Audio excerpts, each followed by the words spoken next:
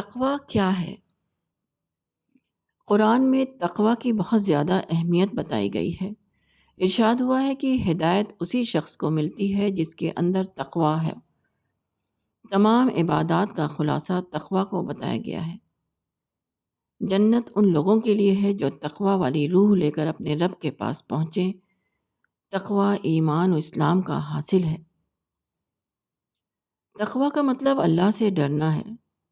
انسان جب خدا کے وجود کو دریافت کرتا ہے تو وہ محسوس کرتا ہے کہ خدا ہر قسم کی عظمت و جلال کا مالک ہے، وہی دینے والا اور وہی چھیننے والا ہے۔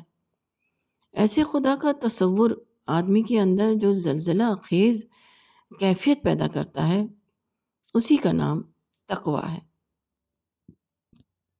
تقوی اس بات کی علامت ہے کہ آدمی نے اپنے رب کو پا لیا۔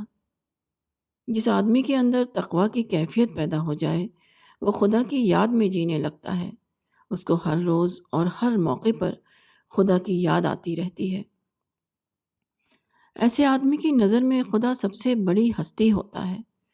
یہ عقیدہ ہر لمحہ اس کے اندر ایک نہ دکھائی دینے والا طوفان برپا کرتا رہتا ہے۔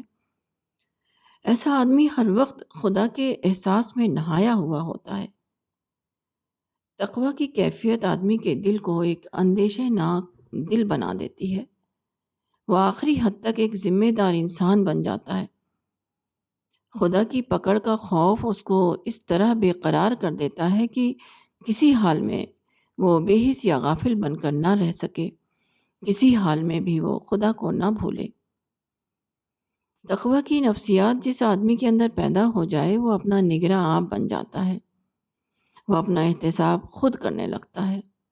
اس کا یہ یقین کہ موت کے بعد اس کو مالک کائنات کے سامنے حاضر ہونا ہے، اس کو مستقل طور پر چوکنا کر دیتا ہے۔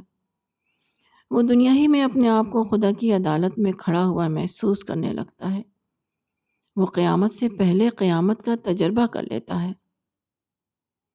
جو آدمی تقوی والا آدمی ہو، وہ اپنے قول و عمل سے یہ ثابت کرتا ہے کہ وہ دیکھے بغیر خدا سے ڈرا، اس نے حساب کیے جانے سے پہلے اپنا حساب کیا۔